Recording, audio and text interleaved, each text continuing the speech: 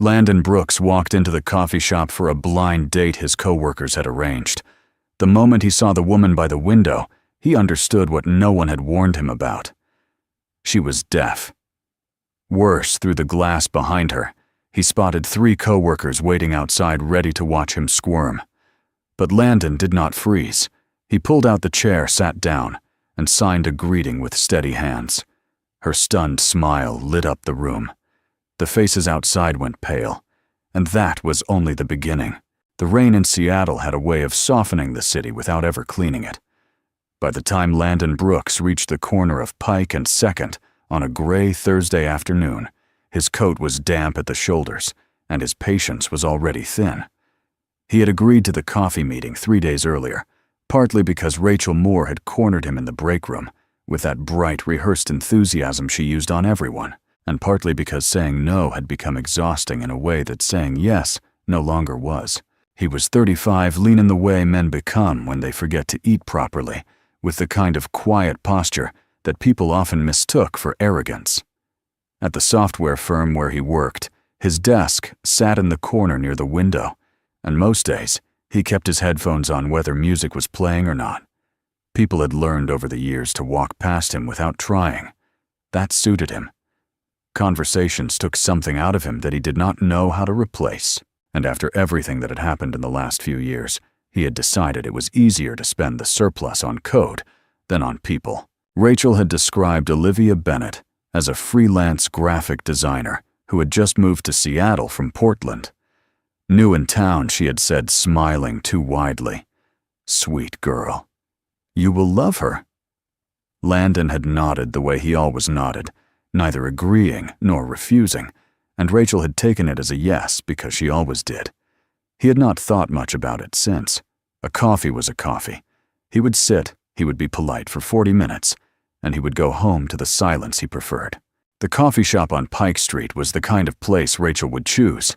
Exposed brick warm bulbs, a barista with a careful mustache. Landon pushed through the door and let the warm air hit his face, scanning the room out of habit more than interest. He saw her almost immediately. She was seated near the window on the far side, both hands wrapped around a ceramic mug, looking out at the street with a calmness that did not quite match the noise of the espresso machines. Dark hair, soft sweater, no phone in her hand. That last detail caught him before anything else did. He started to move toward her, and then a small movement at the next table stopped him. A waitress had returned with a notepad, gesturing with exaggerated patience, mouthing words slowly while pointing at the menu. Olivia smiled, shook her head gently, and tapped a finger against her ear, then made a brief sign with her hand. The waitress went still for a beat, recovered, and wrote something on the pad before sliding it across the table. Olivia nodded and pointed at a line, and the waitress hurried away looking relieved. Landon understood at once. He stopped about 6 feet from the table, not quite hidden behind a column, and felt something cold settle behind his ribs. Olivia was deaf. Rachel had not mentioned it. Rachel, who told him every detail about every coworker's birthday, and every weekend, Plan had somehow forgotten to mention the single most important thing about the woman she was sending him to meet. He stood there for another second, processing the shape of what was happening, and then he turned his head toward the front window of the shop. Through the rain-streaked glass on the sidewalk across the street, 3 figures were standing under the awning of a closed bookstore. Rachel was pretending to look at her phone. Tyler Grant, the loudest voice in the office, was openly grinning, his hands shoved into the pockets of his jacket. Cole Harris stood a step behind them, shifting his weight, looking like a man who was not entirely sure why he was there, but did not want to be left out. They had not seen him yet. They were watching the door, waiting for him to come back out wearing the expression they had been picturing all afternoon. For a long moment, Landon simply stood inside the warmth of the shop and felt the heat of something he had not felt in a long time. Not anger, exactly. Something quieter and harder to put down once it started. He thought about turning around, walking out the back, calling Rachel later, and telling her she was no longer welcome to arrange anything for him ever again. He thought about it for the length of one breath, maybe two. Then he looked back at the woman by the window. She was looking at him now. She had felt the air shift, or seen him in the corner of her eye, and her gaze had lifted from the mug. There was nothing performed about her expression. She simply looked at him with a kind of open patience, as if she had been waiting for him to decide whether to come over or not, and was prepared either way. Landon felt the chill in his chest begin to warm at the edges. He walked the rest of the way to the table. He did not sit down right away. He stayed standing for a moment, set his hand lightly on the back of the empty chair, and lifted his other hand. His fingers moved with the kind of unhurried clarity that does not come from a weekend class. "Hi, I am Landon. Rachel sent me. I'm sorry I'm a little late." Then, almost as an afterthought, "May I sit?" Olivia's eyes widened.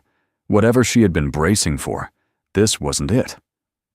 A small laugh escaped her, surprised and almost soundless, and she signed back quickly with hands that were much more practiced than his. "Please. Sit. You speak this." The look on her face was not flattered. It was startled and curious, and somewhere underneath both of those relieved. Landon pulled out the chair and sat down. He did not glance toward the window. He could feel without looking that the three figures on the sidewalk had gone very still. He kept his attention on Olivia, on the warm brown of the table between them, on the way her hands rested for a moment on the wood before lifting again. She asked him how he had learned. He told her in signs that came back to him more easily than he had expected, that he had taught classes at a community center on Capitol Hill for a few years. Then life had gotten complicated, and he had stopped. He had not used it in a while. He apologized in advance for being rusty. She told him he was not rusty. She told him he was the first person in Seattle who had spoken to her in her own language since she had unpacked her boxes. She had been in the city for 6 weeks. She was still learning the bus lines. She had taken the meeting today, she admitted, mostly because Rachel had been so insistent, and she had assumed it would be polite and short and a little uncomfortable. She had brought a notepad in her bag just in case. She had not taken it out. Landon found himself smiling. It surprised him to feel the muscles in his face move that way. He could not remember the last time a smile had arrived without being summoned. He asked her about Portland, and she told him about a small studio she had shared with 2 other designers, and about a client who had grown so attached to her that he had cried when she told him she was moving. She asked him about his work, and he told her in the simplest terms he could manage that he wrote software for a company that made systems most people would never see and would never care about. He said it without the usual flatness he used to describe his job. She laughed at the way he framed it, and he realized he had been trying to make her laugh. The waitress came back at some point. Olivia ordered another coffee by pointing, and Landon ordered the same thing in spoken English, and the waitress looked between them with the small, confused smile of someone who could not quite place what she was witnessing. After she left, Olivia leaned forward slightly and signed your friends outside. They are still there. Landon's hand stopped halfway through his next sentence. He had not looked at the window once since he sat down. He did not need to. He had felt them the whole time, the way you feel weather pressing against the side of a building. He signed back carefully. You saw them. Olivia gave a small, tired nod, the kind that suggested she had been seeing things like this for most of her life. She had noticed them before he came in, she said. 2 men and a woman standing across the street watching the door. She had assumed they were waiting for someone. Then she had seen Rachel's face when he walked in, and she had understood. She did not look angry. She looked like a person who had simply added one more entry to a long list. Landon felt that same coldness settle in his chest again. He held it there for a moment, then let it settle. He signed, "I did not know about any of it. I came here for a coffee with someone Rachel said was new in town. That is all she told me. I'm sorry." Olivia studied him for a long moment, reading his face the way some people read the second page of a contract. Then she signed, "I believe you." The signs were small and certain. She did not embellish them. She did not ask him to prove anything. They sat in the warm shop while the rain thickened against the window. The figures on the sidewalk eventually shifted out of sight. Landon did not see them leave. He was telling Olivia about an apartment he had rented years ago above a bakery, where the smell of bread had woken him every morning until he had grown to hate it, and she was laughing so hard that the man at the next table looked over twice. 40 minutes became an hour. An hour became 2. The second coffees grew cold and were replaced with tea. Landon noticed somewhere around the third refill that he had not checked his phone since he sat down. She told him about her work. She designed brand identities for small businesses, mostly the kind of clients who could not afford a big agency, but cared about how their shop looked from the street. She had moved to Seattle because a college friend had offered her a couch for a month and a list of contacts. The friend had since moved to Denver, but the contacts had been generous, and Olivia had decided to stay. She liked the rain, she said. The rain did not require her to hear anything. Landon understood that sentence in a way he could not have explained to anyone at the office. He told her eventually why he had learned to sign. He kept it short. There had been someone in his life years ago who had needed it, and he had wanted to be the person who could meet her where she was. That person was no longer in his life. He did not say more than that, and Olivia did not ask.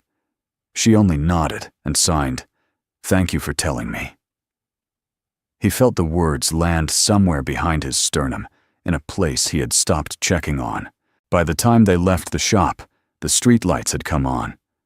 The rain had slowed to a fine mist. Olivia pulled her hood up, and Landon walked her 2 blocks to her bus stop, the two of them signing in the half-dark, laughing without sound, drawing curious glances from the people they passed. At the stop, she turned to him and signed. This was not what I expected. He signed back, neither was this. She gave him her number on a small folded piece of paper, written in pen that had smudged slightly in her pocket, and she got on the bus, and she lifted her hand to the window as it pulled away. Landon stood at the curb for a long time after the bus was gone. The mist settled on his shoulders. He thought about the figures who had been across the street earlier, and about Rachel's bright, rehearsed smile in the break room, and about the joke they had been so sure he would walk into. He thought about how close he had come to walking out the back of the shop. He thought about the way Olivia had looked at him when he sat down, and the way she had laughed at the bakery story, and the way her hands had moved through the air with the unhurried grace of someone who had spent her whole life making sure she was understood. He walked the long way home through neighborhoods he did not usually pass through, past lit windows and closed shops, and a man playing a guitar on a corner for no one. He did not put his headphones in. The city sounded different than it had that morning, and he did not want to cover it up. By the time he reached his building, he had made 2 decisions, without quite noticing he was making them. The first was that he was going to call her tomorrow. The second was that he was not, under any circumstances, going to tell Rachel how the meeting had gone.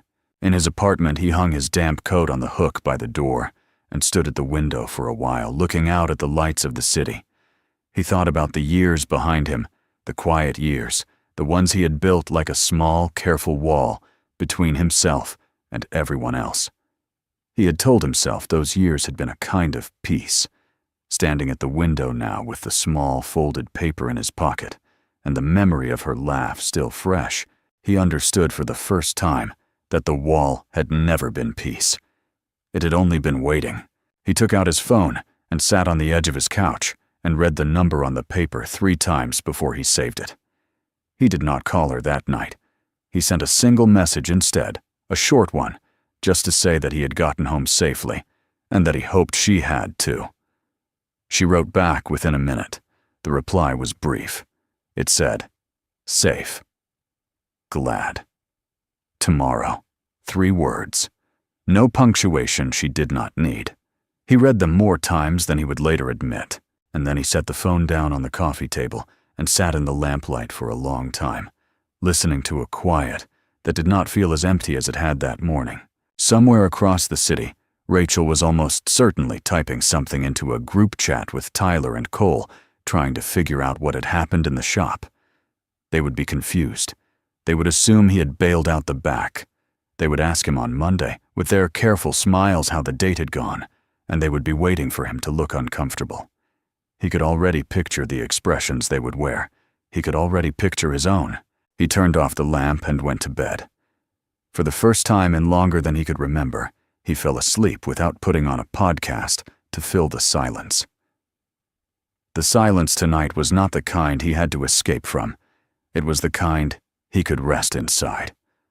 Somewhere in it, the memory of a hand lifted at a bus window stayed with him like a small light that did not go out. Outside, the rain returned, soft and steady against the window, and the city kept moving the way it always did, indifferent to the small change that had just begun in one of its quieter apartments. Landon did not know yet what the days ahead would ask of him. He did not know that the joke that had been set up across the street that afternoon was not yet finished. He only knew as sleep took him that something inside him had shifted. And for the first time in a long time, he was not afraid of where it might lead. The weeks that followed had a rhythm Landon had not known he was capable of. He saw Olivia twice that first week, then 3 times the week after, and by the 3rd week, the routine had built itself without either of them naming it. There was a small ramen place near her apartment that did not mind their long, quiet stretches of signing. There was a bookstore on Capitol Hill, where she liked to walk the aisles, slowly pulling down design books and tilting them so he could see the spreads. There was a bench in Volunteer Park, where they sat one Sunday afternoon while the sun broke through the gray for almost a full hour. He had forgotten what it felt like to want to be somewhere. For years, his apartment had been the destination at the end of every day, the place where he could finally stop performing the small social arithmetic that work required of him. Now he found himself lingering in the office until the last possible minute he could justify, not because he wanted to be there, but because leaving meant deciding whether to text her. And deciding whether to text her had become the most pleasant problem in his life. Olivia had a way of asking questions that did not feel like questions. She would tilt her head sign something small, and somehow he would find himself telling her things he had not told anyone in years. He told her one evening at her kitchen table about his younger sister, who had been born deaf, and who had been the reason he had ever learned to sign in the first place.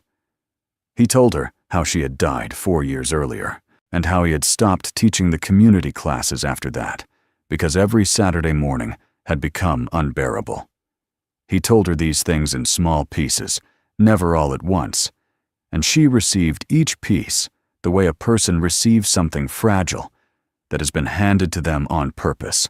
She told him things too, about a relationship in Portland that had ended badly because the man had grown tired of learning, and about how that ending was part of why she had been ready to leave the city when the chance came.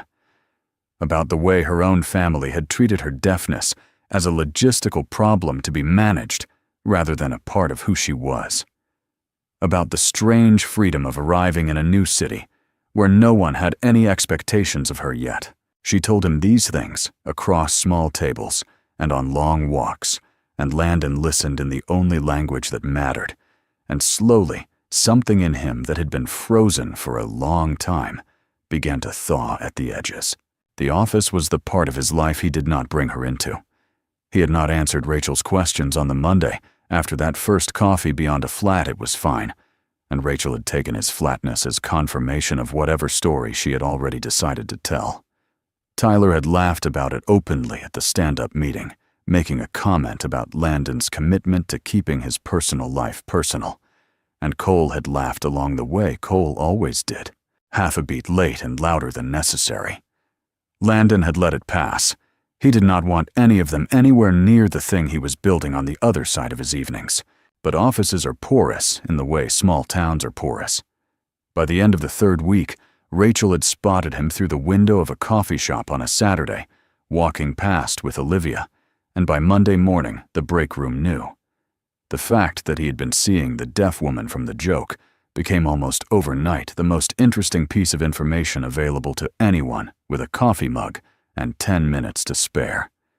He could feel it in the way conversations adjusted when he walked in.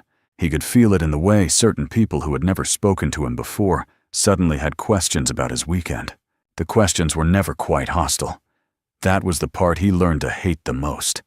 They came wrapped in laughter and soft, incredulous smiles, in the kind of tone people use when they are pretending to be impressed by something they actually find absurd.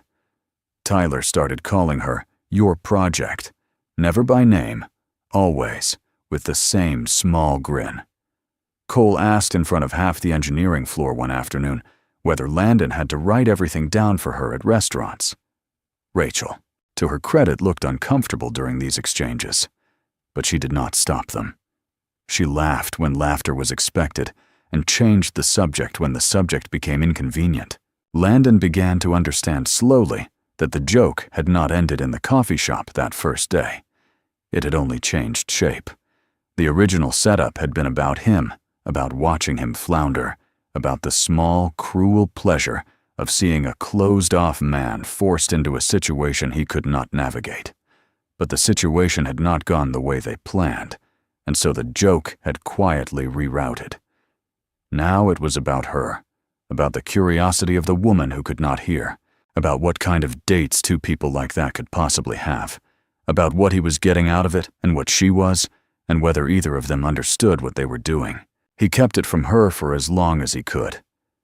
He told himself at first that it was protective. She did not need to know what his coworkers were saying in a break room she would never see. She did not need to carry that weight. He convinced himself for several days that the silence was a kindness. Then he caught himself one evening at her kitchen counter, while she was making tea, looking at her hands and thinking about the way Tyler had laughed that morning.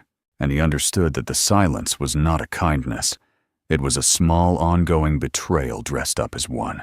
The midpoint when it came through Tyler's own mouth, and not through Landon's. It was a Thursday afternoon, the kind of dim Pacific Northwest Thursday, where the sky never quite commits to anything. The team had gone out for drinks at a bar 2 blocks from the office, one of those obligatory after-work things Landon would have skipped a month earlier. He had gone this time because Rachel had cornered him again, and because part of him, a newer part, wanted to see if the office could be born when something good was waiting at the other end of it. Tyler was 3 beers in by the time Landon got there. The conversation had already moved past politeness. Cole was leaning back in his chair laughing at something, and Rachel was on her phone half listening. Landon sat at the end of the table and ordered a club soda and let the noise wash over him. Tyler turned to him with that grin and asked in a voice that was louder than it needed to be how the project was going. Landon answered with a flat fine, and Tyler laughed and said something Landon would replay for days afterward. He said, leaning forward over his beer, that he could not believe Landon was still going through with it. He said with the careless confidence of a man who has misjudged his audience that he had not expected the bit to last this long. He said the original plan had been for one awkward coffee, maybe a funny story for the office, and that he honestly thought Landon would have figured it out by now and moved on. He said it the way he might have said the bit had run its course, like the joke had a natural lifespan, and Landon was somehow still inside it. The table got quiet. Rachel looked up from her phone with an expression that was somewhere between alarm and resignation. Cole, sensing something he did not understand, looked at Tyler, then at Landon, then back at Tyler. Landon set his glass down very carefully on the coaster in front of him. He did not raise his voice. He asked Tyler in a tone that was almost conversational what he meant by the bit. Tyler, who had not yet read the room, laughed and said, "You know the whole deaf thing, the whole setup." Rachel said his name sharply. Tyler looked at her and said, "What like he doesn't know?" Landon understood in that moment several things at once. He understood that whatever he had assumed about the original joke, the reality had been worse. He understood that Tyler had been telling people openly that the entire premise of the date had been a kind of prank.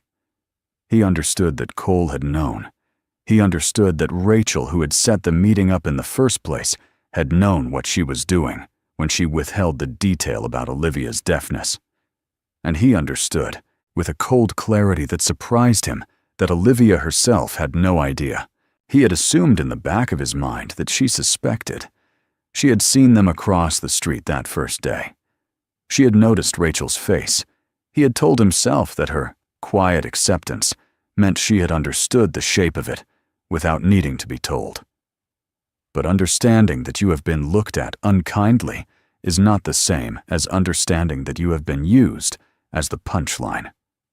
The joke had a structure he had not let himself see clearly, and she did not know that structure existed. He left the bar without finishing his drink.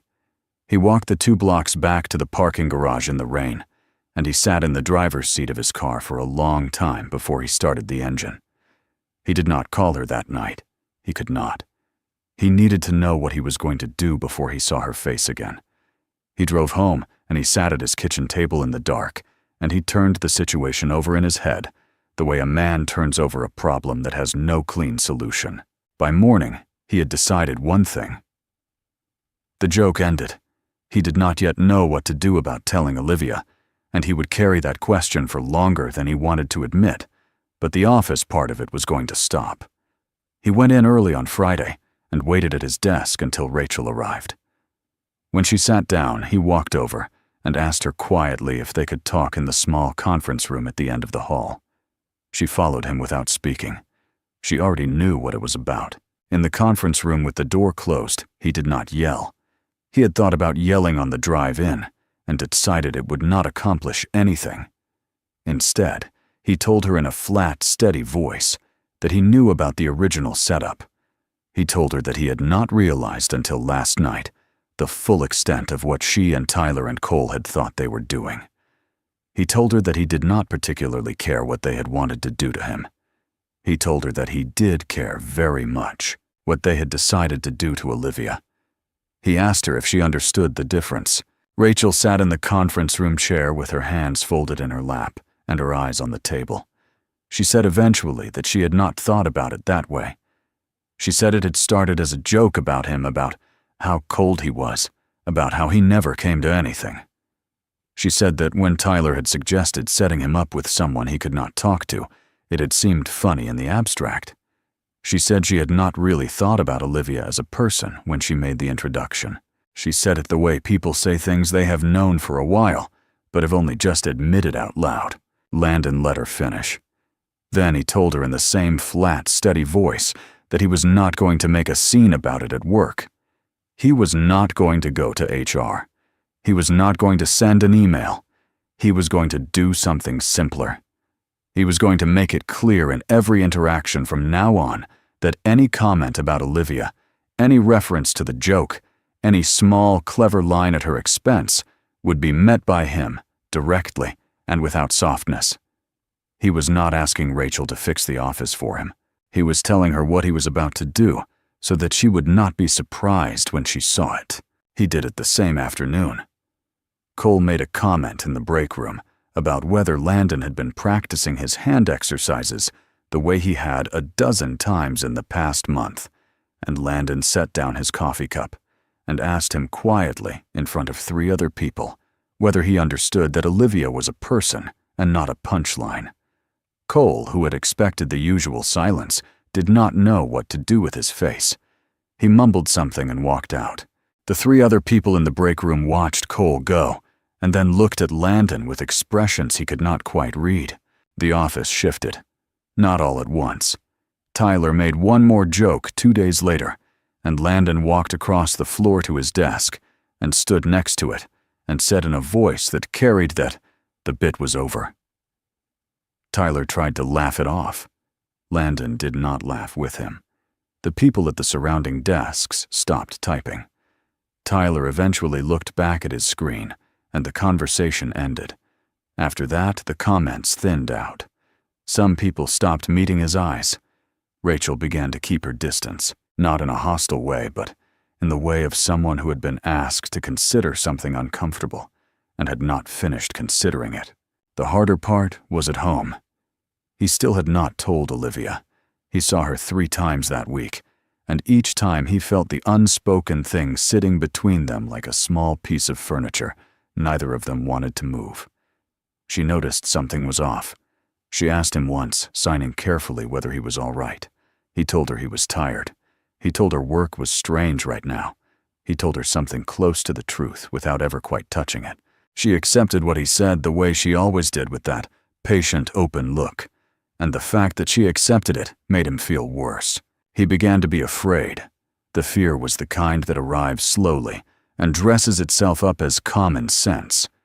He started to think in the long, quiet hours after she fell asleep on his couch one Saturday, with a book on her chest, that the kindest thing he could do was step back. The office would not stop talking forever. People like Tyler did not change because they had been embarrassed once. Sooner or later, something would reach her. She would find out from someone who was not him, in a way that hurt more than it had to. She would look at him differently. She would understand that he had been part of the silence that allowed it. He began to think in those same quiet hours that maybe she had been better off before he came along. She had built a life here on her own in 6 weeks, with nothing but a couch and a list of contacts. She had done that without him. She did not need a man who could sign well enough to be charming and badly enough to be dishonest. She did not need to be dragged into the small, ugly mess of an office she had never asked to be part of. The thought arrived as a kind of relief, and then settled into something heavier, because he understood that the relief was for him and not for her. He did not act on it that week. He held it inside himself the way he had once held everything inside himself, and he told himself he was thinking. He told himself he was being careful. He told himself on the drive home from her apartment one cold Tuesday night that he just needed a few days to figure out what was right.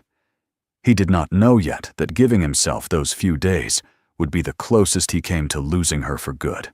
The few days he had promised himself stretched into a week without him quite noticing how it happened. He stopped initiating messages first. When Olivia wrote to him on Wednesday evening, asking if he wanted to come over for dinner, he sent back a short reply about a deadline at work. There was no deadline. He sat in his apartment that night and ate cold cereal at the counter and told himself again that he was being careful.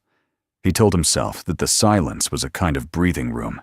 He did not let himself examine the shape of what he was actually doing. On Friday, she sent him a photograph. It was a corner of her kitchen with steam rising from a pot and a message underneath that said, "Only in case you change your mind." He looked at the picture for a long time. He typed 3 different replies and deleted all of them. In the end, he sent nothing. He sat in the lamplight in his living room and listened to the rain against the window, and the quiet that had once felt restful felt now like a room with no air in it. On Sunday morning, she wrote a longer message. She said she did not want to push. She said she could feel that something had changed and that she did not know what it was, and that she would rather hear it from him than guess. She said at the end that she missed him. The last 2 words sat at the bottom of the screen for hours, glowing faintly every time he opened his phone. He did not answer that message either. He turned the phone face down on the table and went for a walk in a part of the city he did not usually visit. And when he came back, the message was still there, and the room was still quiet, and he was still alone in a way he had been working very hard not to notice. Monday at the office was the worst day he had spent there in years. Tyler avoided his eyes. Cole stayed at his desk. Rachel walked past him twice without speaking. The quiet he had demanded the week before had finally settled into the place, and instead of feeling like a small victory, it felt like a room he was trapped inside. He sat at his desk and tried to write code, and could not concentrate on a single line. He kept seeing the photograph of her kitchen. He kept seeing the words at the bottom of the screen. He left work at 4 in the afternoon. He did not announce it to anyone. He drove across the city in the slow gray light, and he parked 2 blocks from her building, and he sat in the car for 10 minutes before he made himself get out. He had not warned her he was coming. He did not know what he was going to say. He only knew that he could not carry the silence for another night. She opened the door, wearing the same soft sweater she had been wearing the first day at the coffee shop. The sight of it took something out of him he could not name. She did not look surprised to see him. She looked tired and careful, and like a person who had been preparing for several different conversations and was waiting to see which one he had come to have. She stepped back from the door and let him in without signing anything. They stood in her small living room for a long moment. The pot from Friday was washed and put away. There was a half-finished sketch on her kitchen table. He lifted his hands and signed, "I am sorry. I have been a coward." She watched him sign it without responding. Then she signed back slowly and clearly, "I do not need you to be sorry yet. I need you to tell me what is happening." He understood that this was the only entrance he was going to get. He signed that there was something he needed to tell her, and that he wanted to tell it to her in the right place. He asked her if she would come with him. He could see her weighing it the way she weighed everything with that quiet attention that did not flinch from inconvenience. She nodded. She got her coat. They walked the 8 blocks to the coffee shop on Pike Street, without speaking, the mist settling on their shoulders, the way it had that first afternoon, and the city moving around them with the same indifferent grace. The shop was almost empty. The same table by the window was open. He let her sit first in the seat she had been in the day they met, and he took the chair across from her, and the symmetry of it made his chest tighten in a way he had not expected. The same barista was behind the counter. The same warm bulbs hung from the same exposed beams. Outside, the same gray street stretched away into the evening.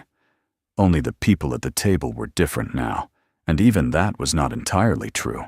He ordered 2 coffees and spoke in English to the waitress, the same way he had the first time. And when she walked away, he placed his hands on the table and looked at Olivia and began. He told her everything. He started with Rachel cornering him in the break room with the bright, rehearsed smile, with the way the introduction had been framed as a favor. He went on to the figures across the street that first day, and what they had been there for, and what they had expected to see. He admitted that he had assumed in the back of his mind that she had understood the shape of it, and that he had been wrong about that, and that the assumption had been its own kind of cowardice. Then he moved to Tyler at the bar 2 weeks earlier, and the words, the bit, and the project, and the way Cole had laughed, and the way Rachel had sat with her hands folded in the conference room. He described every comment in the break room he had not repeated to her. He talked about the afternoon he had stood up to Tyler in front of the engineering floor and admitted that he had been proud of himself for it at the time, and that he understood now that doing the right thing in one room while keeping a secret in another was not the same as honesty. Last, he turned to the week he had just spent, the photograph of the kitchen, the message on Sunday, the way he had convinced himself with a careful little voice that sounded almost reasonable, that pulling away was a form of protection. He told her he had been lying to himself, and through that lie he had been lying to her, and he understood if this was the place where she decided that she was done. The waitress brought the coffees. She set them down without speaking, sensing something at the table she did not want to interrupt, and walked away. Olivia did not touch her cup. She sat very still and looked at him across the wood, and Landon held himself in the chair and waited for whatever was coming. He had imagined this moment several different ways on the drive over. None of them had quite prepared him for how it actually felt to sit inside it. When she finally lifted her hands, her signs were slow. She told him that she had known. Not all of it. Not the bar. Not the conference room. Not the names of the comments in the break room. But she had known from the first afternoon that the meeting had not been entirely innocent. She had seen Rachel's face.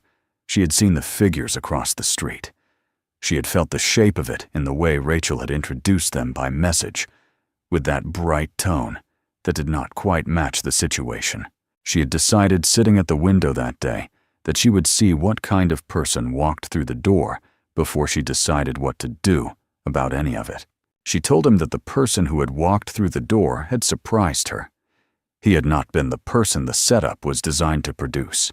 He had been someone else, and she had wanted to know who that someone else was, and so she had stayed. She told him that she had carried her own suspicion quietly, for the same reason he had carried his secret quietly. She had not wanted to ruin the thing that was happening by naming the thing that had started it. She told him that the part that had hurt was not the original joke. The original joke was something she had survived versions of for most of her life. She had been a punchline at school. She had been a punchline at her first job. She had been a punchline at family dinners by people who had thought they were being affectionate. She had built a thick skin around that particular shape of cruelty long before she had ever met him. The part that had hurt, she said, was the weak, the silence, the unanswered message, the feeling that the person who had seen her clearly had decided for reasons he had not bothered to share that she was not worth the conversation she deserved. Landon felt the words land in him one by one. He did not try to defend himself. He signed back with hands that were not quite steady that she was right, that the silence had been the worst part of it, that the original joke had been other people's small ugliness, but the silence had been his. He told her that he understood if she needed time. He told her that he understood if she needed more than time. He told her that whatever she decided, he was not going to disappear from her life by pretending to be busy. If she wanted him gone, she would have to tell him so, and he would honor it. She looked at him for a long time across the table. The light outside had begun to soften toward evening, and the warm bulbs above them had taken on the slightly golden quality they had had the first day. When she lifted her hands again, she signed something he had not allowed himself to hope for. She told him that she wasn't going to let 3 people who did not know her decide the shape of her life in this city. She told him that she had spent too much of her life letting other people's smallness draw the lines of what she was allowed to want. She told him that the question for her sitting at this table was not how they had met. The question was what he had done after and what he was going to do now. She added that what he had done after was not nothing. She had seen it in small ways across the weeks. The way he had stopped checking his phone when they were together. The way he had started telling her about his sister. The way he had walked into his own office and stood at Tyler's desk and made the comment stop, even though she had only learned about that today. She had been watching him become a different person than the one Rachel had described to her by message, and she had liked watching it, and she did not want to stop watching it because of one bad week. Last of all, she signed that trust wasn't the absence of mistakes. Trust was what you did with the mistakes you made. She wanted to see what he did with this one. She did not promise him anything beyond that. She did not need to. The fact that she was sitting at the table and signing to him at all was a promise larger than any word she could have given him. Landon felt something in his chest break open in a way that did not hurt. He signed thank you, and then he signed it again because the first one had not been enough. He told her that he was going to earn the table she was offering him. He told her that he understood what she had given him and what she had not given him, and that he was not going to confuse the two. They sat at the window for another hour signing across the cold coffees, and the warmth of the bulbs above them gathered them in the way it had the first day, and the city outside moved past the glass without noticing what was being rebuilt at one of its small tables. The weeks after were quieter than the weeks before, and quieter in a different way. He stopped pretending the office did not exist. He took his lunches at his desk when he wanted to, and went out when he wanted to. And he stopped measuring the room by who was looking at him. Rachel began slowly to find ways to speak to him that did not involve the joke, and he let her without forgetting. Tyler transferred to a different team 2 months later. Cole stayed, smaller and quieter than he had been before. The break room became eventually just a room again. Olivia signed a contract that spring with a coffee company that was opening 3 locations in the city. The contract was large enough to make staying in Seattle a decision and not a question. She rented a real studio on the 2nd floor of a building near Pioneer Square, with a window that looked out at the water. Landon helped her carry boxes up the stairs on a Saturday in April, and they stood in the middle of the empty floor afterward and looked at the light coming through the window and she signed that she was going to be all right here. He signed back that he had already known that. He returned to the community center on Capitol Hill that summer. The Saturday morning class had a new coordinator who remembered him from before and welcomed him back without asking questions about why he had been gone. He stood in front of a room of beginners on his first morning back and felt the shape of the years he had spent away. And he taught the class, and he came home tired in a way he had forgotten was possible. He kept teaching after that. He found slowly that the room on Saturday mornings had stopped being unbearable. It had become instead a place where his sister was remembered without being mourned. He and Olivia did not move quickly. They did not need to. They moved at the pace of two people who had decided to keep showing up, and the pace was its own kind of promise. They argued sometimes the way people do, and they figured out how to argue in a language that did not allow them to talk over each other, and the figuring out became part of how they understood each other. The version of him that had walked into the coffee shop on Pike Street that first afternoon had been a man waiting for something to make him brave. The version of him that walked into it now, every few weeks on Sunday afternoons, when they wanted to sit somewhere familiar, was a man who had stopped waiting. Months after the day he had told her everything, they sat at the same table by the window. The light through the glass was the same soft gray it had been the first time. Olivia had a coffee and a sketchbook open in front of her. Landon had his hands on the table and his phone face down beside his cup, and a quiet in his chest that did not feel like emptiness. She looked up from the sketchbook and signed something small to him across the wood, and he signed something back, and the people at the next table glanced over and looked away again, the way strangers do when they catch a private moment that does not belong to them. Outside, Seattle moved past the window in its slow gray way, indifferent as ever, and the small, unkind joke that had once tried to begin at this table had long since become something the table itself no longer remembered.